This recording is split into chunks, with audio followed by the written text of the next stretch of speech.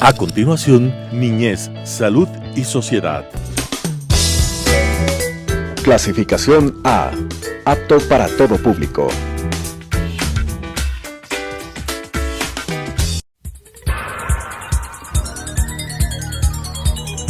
Las opiniones vertidas en este espacio por la producción y dirección del programa son de exclusiva responsabilidad de sus autores y de quienes intervienen en ellos. Telesucesos Canal 29 UHF presenta Niñez, Salud y Sociedad, un programa que trata sobre los cuidados iniciales, el crecimiento y el desarrollo de los niños. El buen vivir de la infancia es el futuro de la patria. Con la conducción del doctor Gabriel Ordóñez. Niñez, Salud y Sociedad. Una vez más tengo el gusto de entrevistar al doctor Víctor Hugo Espín. En esta ocasión vamos a conversar sobre un tema que complementará lo que pudimos escuchar la semana anterior. Ese tema es el diagnóstico y el tratamiento genético. Y la primera pregunta que quiero hacer al doctor Espín, luego de haber disfrutado de sus conocimientos en la charla anterior, es: ¿de qué herramientas dispone usted para establecer un diagnóstico genético lo más preciso posible? Hay una frase de un libro muy famoso de genética que dice: por más importantes que puedan ser los avances de la tecnología molecular, nada supera a la clínica y a la genealogía. En el siglo XIX, un francés desarrolló una cosita con papel y lápiz en la que dibujaba unas bolitas y unos cuadraditos. Eso lo llamó pata de grulla en francés, que se transformó en pedigrí. Pedigrí, para nuestro idioma, pedigrí es solo para los perros, pero en perros, caballos, vacas, pero en los países de habla inglesa, pedigrí es árbol genealógico. El árbol genealógico nos da una información brutal, puede darnos incluso mejor información que la misma tecnología molecular. Entonces, caemos en algo que dijo el padre de la medicina interna, Sir William Osler, que dijo que nada supera a una buena historia clínica. Entonces, en genética, para el diagnóstico, lo primero es una buena historia clínica.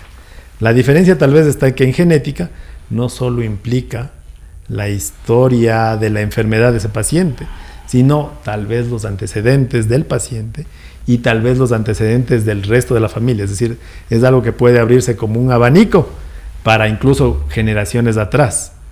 En base a una buena historia clínica, uno puede tener ya una idea de lo que podría estar aconteciendo con esa persona, con ese paciente, con esa familia, y ahí sí tener una aproximación más clara a cuál de las diferentes pruebas genéticas, porque eso también, hablan de prueba genética, pero prueba genética hay montones. ¿Cuál de las pruebas genéticas podría ser en realidad la más apropiada para esas personas? Aparte de esto que nos ha ilustrado con la historia clínica, que sin duda es fundamental en todas las ramas de la medicina y que no debería obviarse, como está pasando en este tiempo, en donde lo primero que le solicitan es una serie de exámenes complementarios antes de hacer una detallada historia clínica. Y dentro de lo que es la historia clínica cuenta mucho la exploración física, y en su campo es extremadamente importante porque hay características del niño, del paciente, que pueden orientarle a un buen trabajo diagnóstico. ¿Qué importancia le concede usted a este punto? Eso es algo que siempre recalco, tanto con los chicos de pregrado como de posgrado. Si nace un bebé con alguna anomalía grande, visible, pues hay que hacer un examen físico extremadamente riguroso. En todo bebé hay que hacer un examen físico muy, muy detallado, pero en ellos más, porque puede haber pequeñas cositas, cosas muy pequeñas que en genética se llaman dismorfología menor, que podrían ser claves para un diagnóstico. Cositas en la uña, cositas como una pequeña fosetita en el pabellón auricular, podrían ser claves para saber qué es lo que tiene la persona. Entonces, en examen físico, en un niñito que se conoce como en medicina como un niño dismórfico, tiene una alteración, tiene que ser el doble o el triple de detallado que un niñito que nace sin ninguna complicación. porque en esos pequeños detalles podría estar la clave del diagnóstico. Cuando yo estudié esto de la pediatría, uno de mis maestros decía: si encuentras una malformación, por pequeña que sea, ten la bondad de buscar las otras. De modo que esto nos extremaba a hacer un estudio físico y una exploración física completa de nuestro pequeño paciente y observar el más mínimo de los detalles. ¿Qué lugar tiene en esto del diagnóstico de las enfermedades el laboratorio clínico, el laboratorio genético, el laboratorio que estudia los cromosomas, etcétera? Bueno, en base a lo que hemos encontrado en nuestra historia, normalmente una historia que tenga que ver con alguna enfermedad genética tiene un componente antenatal, que es lo que hubo en la familia, que es lo que ha habido en los antepasados. Hay un componente prenatal, qué ocurrió, qué pasó durante el embarazo. Un componente natal, cómo fue ese nacimiento, qué problemas pudo haber habido. Y un componente postnatal, qué pasó después de que nació. Y basándonos en todo eso, vamos a buscar, como decíamos hace un momentito, pequeñas cosas que podrían ser claves. Juntamos la historia más el examen físico y comenzamos a tener una idea de lo que podría haber pasado con este pequeño paciente. Entonces, sospechamos que puede ser una trisomía 21, un síndrome de Down. Pidamos un estudio cromosómico, porque vamos a confirmar o descartar nuestra hipótesis diagnóstica. No estamos dando un escopetazo. ¿Será eso? Tal vez. Pidamos. O sea, eventualmente en el primer mundo que tienen un océano de exámenes y pueden pedirlos, podría darse, aunque no debería. Pero nosotros, que somos un país que tenemos recursos limitados, no podemos estar pidiendo todos los exámenes que se nos ocurra, por si acaso, porque muchos se piden así. Entonces, en base a lo que encontramos, pedimos. Entonces, un estudio cromosómico si sospechamos algún problema de tipo cromosómico. Tal vez un estudio génico si sospechamos algún problema específico. Por decir algo, una distrofia muscular de Duchenne. Tiene todo el aspecto, todos los antecedentes, toda la clínica para sospechar en Duchenne. Pues pidamos un estudio molecular del gen de la distrofia muscular de Duchenne. Si tal vez es un problema muscular, pero no, parece Duchenne y parece otros elementos, pues ahí se pide en cambio un panel de genes, es decir, una serie de genes de enfermedades, de otras distrofias, de otras miopatías, para tratar de establecer el diagnóstico. Y cuando ya se llega a un punto en el cual la clínica no nos ayuda, los exámenes complementarios no nos ayudan, seguimos confundidos en el asunto, porque eso se da, se pasa a la artillería pesada, se pasa a la secuenciación exómica, que es analizar todo el genoma de esa persona, todo el genoma de ese paciente. Y si aún teníamos problemas, podemos pedir el exoma del papá y de la mamá, lo que se llama el exoma trío. Ahí, si ya no encontramos nada ahí, ya mejor interconsulta en otro planeta o algo por el estilo. ¿Qué lugar tiene que esto del diagnóstico de las enfermedades cromosómicas, genéticas? Los estudios de imagen ahora se hacen por montones. ¿Cuánto le ayuda a usted un buen estudio de imagen para estos diagnósticos? ¿Podría ser prenatal o podría ser postnatal también? El avance formidable que ha tenido la medicina en imagen es algo que hay que recalcar, pues, porque, claro, comenzó con las radiografías, con Röntgen, pero se veían los huesitos, se veía el abdomen. Después, en los años 50, comienza el eco. Pero hoy por hoy tenemos una cantidad de exámenes que nos ayudan un montón. Se dice que no solo en genética, sino en todas las áreas de la medicina. Básicamente el componente de imagenología es el que termina ayudando en un gran porcentaje al diagnóstico de un montón de enfermedades. Ahora, dependiendo nuevamente del caso, porque si estamos sospechando, por decir algo, es un niñito que convulsiona, que no tiene un buen desarrollo psicomotor, o sea, una resonancia de cerebro es mandatoria. Tenemos que ver qué está pasando en la cabecita. O sea, no podemos ir a pensar que puede ser alguna otra cosa. No, primero veamos cómo está ese cerebro para de ahí pensar en alguna otra cuestión más. Es decir, la medicina definitivamente siempre fue un arte y tiene que seguir siendo un arte. Hay que pensar y ver qué pedimos, no simplemente pedir por pedir o pedir por rutina. Entonces, claro, muchas veces un eco renal nos ayuda. en este niño encuentro alteraciones en las orejitas, encuentro unos huequitos en el cuellito, algo tiene el paladar alto, podría ser un síndrome braquio-otorrenal, pidamos un eco. Estoy muy de acuerdo con usted en esto de solicitar los estudios complementarios de una manera perfectamente dirigida, porque el utilizar toda la batería de exámenes podría inducirnos a error. Pero en esta línea de los estudios bioquímicos, ¿qué deberíamos entender por el tamizaje neonatal? ¿Y en qué casos deberíamos hacerlo? ¿Debería ser rutinario? ¿Debería estar a cargo de quién? ¿Quién debería responsabilizarse de esta tarea en el país? El tamizaje neonatal es una cuestión que se practica ya en todo el mundo. En algunos sitios con más énfasis, en otros con menos énfasis. Pero ¿cuál es la idea del tamizaje? La idea del tamizaje es realizar una prueba barata a un gran componente de la población para eventualmente detectar una patología que tal vez en ese momento es indetectable y que podría tener un tratamiento, que podríamos cambiar la vida de ese niño. Aquí en Ecuador se hace de 4 cosas. Hablemos de hipotiroidismo. Claro, nace el bebé, es imposible, nadie puede ver que el niño sea hipotiroide. Pero si hacemos la prueba de tamizaje y detectamos que le falta la hormona tiroide, antes de que presente síntomas, antes de que comience su cerebrito a deteriorarse, recibe la levotiroxina y tenemos un ciudadano completamente útil para la sociedad, con una intervención muy barata. Ahora, en otros países utilizan tecnología mucho más avanzada para tratar de detectar más enfermedades, sobre todo de las enfermedades que tienen alteraciones bioquímicas en el cuerpo, las llamadas metabólicas. Entonces, hay estados, en los Estados Unidos no es estatal, es federal, cada estado hace su prueba de tamizaje como considere mejor. Hay estados que hacen 30 enfermedades, 40 enfermedades, 60 enfermedades. Hay sitios donde se hace enfermedades específicas por la prevalencia de esa población específica. Pero la idea es, si se hace un programa de tamizaje, tiene que ser un programa bien hecho. ¿En qué sentido? Pues bueno, hay que tratar de cubrir a la mayoría de la población. Hay que tener un buen método para poder detectar en realidad cuáles podrían ser los positivos y no. Y sobre todo, si se ofrece un programa de tamizaje para prevenir discapacidades a futuro, pues tiene que ser un programa entero. No podemos llegar simplemente a decir, mire, este niño sí ha sido positivo de galactosemia y gracias, siga participando. No puede ser así, pues. Obviamente debería tener sus leches especiales y su seguimiento especial y su tratamiento especial, porque simplemente si llegamos al diagnóstico no ganamos nada.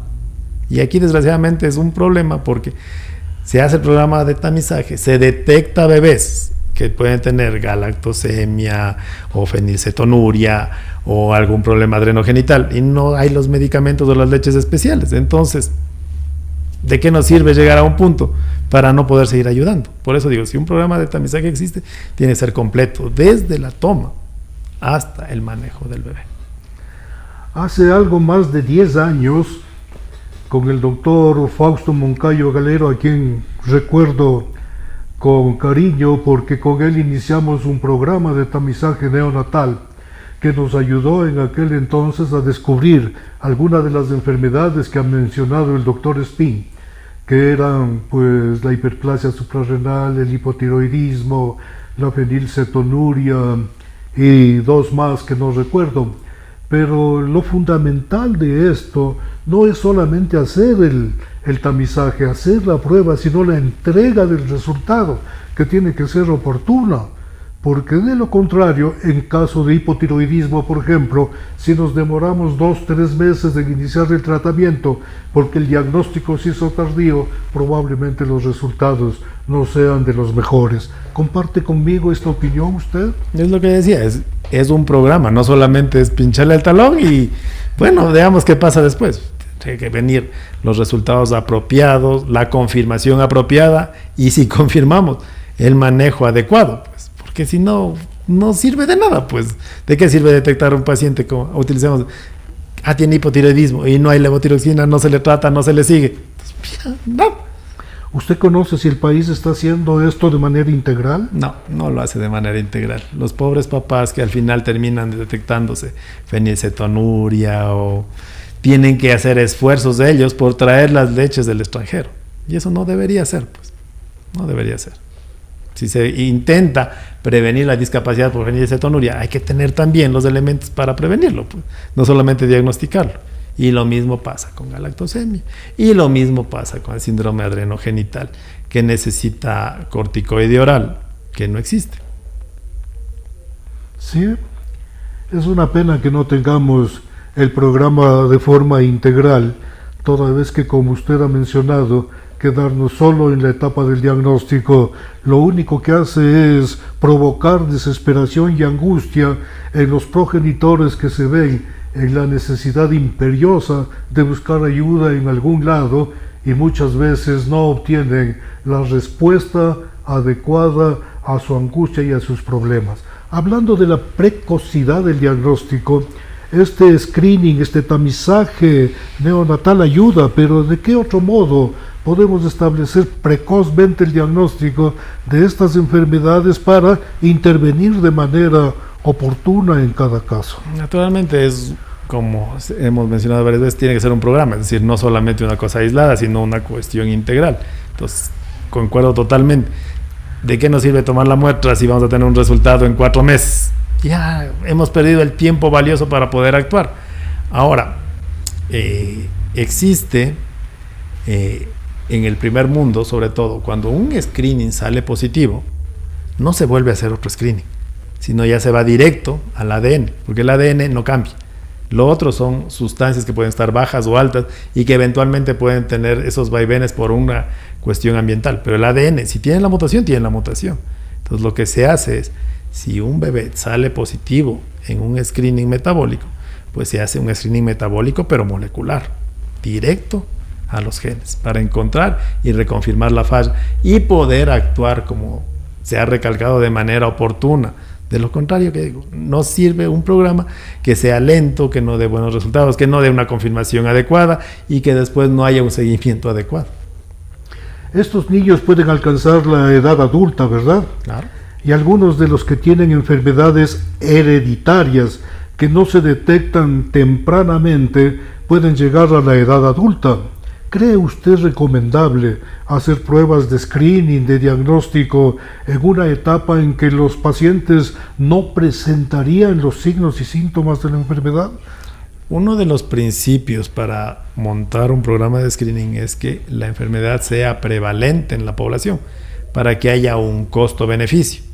Si tenemos una enfermedad de muy, muy escasa prevalencia en el Ecuador, tendríamos que hacer 1,000, 10,000, 100,000 casos para encontrar uno, ya nos sale más caro.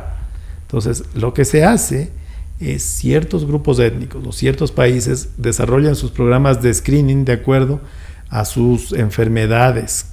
Por ejemplo, países como Chipre investigan mucho la talasemia, porque son muy prevalentes ahí. Hacen un programa de screening de talasemia. Si nosotros hiciéramos un programa de screening de talasemia, sí, detectaríamos casos, pero serían muy eventuales. Sería más caro el programa que propiamente la detección y las ventajas que se pueden tener. Otros países, por ejemplo, los judíos askenazí, los judíos que después de la diáspora fueron a Polonia, Rusia, fueron un grupo muy, muy cerrado, tanto porque ellos no querían llevarse con los otros, como los otros no querían llevarse con ellos. En ellos hay una enfermedad extremadamente grave, una neurodegenerativa llamada enfermedad de Tay-Sachs. Esa es muy frecuente en los judíos askenazí y es rarísima en el resto del mundo. Entonces ellos tienen un programa de screening para saber si son o no portadores de esta enfermedad y poder tomar las medidas del caso antes de que el niñito nazca. Porque si nace con la enfermedad, es una enfermedad incurable y no hay nada que hacer. Entonces, sí, y a hoy por hoy, los avances de la tecnología han llegado a un punto en el cual una persona común y corriente, sin ningún antecedente, podría optar por hacerse una prueba en la cual va a investigarse él solito si tiene o no tiene, o es o no es portador de las 300 enfermedades recesivas más frecuentes de la especie humana. Entonces se hace él y dice, ay, he sido portador de galactosemia. Cuando encuentra una pareja, dice, mira, yo soy portador de galactosemia. Hace una prueba y ella no es portadora de galactosemia, pueden tener el hijo sin ningún problema. ¿Qué nos puede comentar acerca de una de las malformaciones congénitas más comunes en el Ecuador, que es la microtia? Ese problema en el que el niño nace con un muñón en lugar de una oreja bien formada. Es algo que siempre ha llamado la atención no solo en el país, sino en el extranjero. ¿Por qué nuestro país es el campeón mundial de microtia? No hay sitio en el planeta que se generen más niñitos con microtia que en el Ecuador. Se quiso decir que era la altura, pero si fuera la altura, Bolivia debería estar a la misma incidencia que nosotros, y no es así.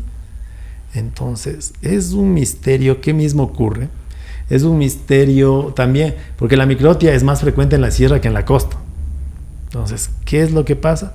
Solo se entiende hasta ahora que debe haber alguna predisposición genética, tal vez de nuestros ancestros, bien ancestros, que mezclado a factores ambientales, favorece a que no se desarrolle adecuadamente el conducto auditivo. Y es solo el pabellón auricular, perdón. Ahora ese pabellón auricular puede ser solamente más chiquito, puede tener un pequeño dobladito, o ya puede ser cada vez más anómalo, o hasta no tenerlo, con una completa obliteración del conducto auditivo. Es los grados de la microtia, los 4 grados de la microtia. Ahora, ya digo, muchos investigadores del mundo quieren hacer más investigaciones genéticas para ver qué genes mismos tenemos nosotros que nos hacen campeones en esto. Pero sigue siendo un misterio. Seguimos en el misterio, ya muchos años preocupados por la investigación de este problema, pero no solo en el Ecuador, ¿no? Sino en otros lugares del mundo también. Volviendo un poco a esta necesidad que tenemos de que las personas conozcan bien su enfermedad y sus tratamientos, ¿cuál es el papel que desempeña en todo este contexto el consentimiento informado? El consentimiento informado es algo básico en medicina, no únicamente en genética, sino en cualquier elemento de la medicina. La persona tiene que estar completamente clara, con un conocimiento muy claro de lo que se va a hacer, del procedimiento que se va a hacer, del tratamiento que se va a hacer, de la intervención que queremos hacer. Porque al final es la persona la que decide. El médico, por más médico que sea, por más especialista o subespecialista que sea, no puede ordenarle. Hay que exponer claramente ventajas, desventajas, pros y contras para que esa persona libremente decida. Ese es el consentimiento informado, que hay esa misconcepción que el consentimiento informado creen que es una hojita en la cual la persona firma para que verá si hay alguna complicación. Usted firmó que está de acuerdo que puede haber una complicación y algo. No es de eso. El consentimiento informado es un proceso en el cual se le informa a la persona todas las cuestiones relacionadas con su enfermedad, y de esa manera ella puede voluntariamente decidir en base a un conocimiento claro si me interesa o no me interesa, quiero o no quiero, me someto o no me someto. Esta es una conversación que debería ser entre el paciente, entre el médico y la familia, muy detallado, concienzudamente realizado, con el propósito de que estén en conocimiento cabal de la enfermedad, de las consecuencias, de los tratamientos y de las consecuencias de los tratamientos. Yo espero que ustedes hayan disfrutado de esta entrevista como he disfrutado yo. En realidad, Víctor Hugo ha sido muy claro, ha sido muy preciso y nos ha dado una demostración de que quien conoce hace las cosas con sencillez para que todos aprendamos. Hasta la próxima. Las opiniones vertidas en este espacio por la producción y dirección del programa son de exclusiva responsabilidad de sus autores y de quienes intervienen en ellos. Telesucesos Canal 29 UHF presentó Niñez, Salud y Sociedad, un programa que trata sobre los cuidados iniciales, el crecimiento y el desarrollo de los niños. El buen vivir de la infancia es el futuro de la patria. Con la conducción del doctor Gabriel Ordóñez. Niñez, Salud y Sociedad.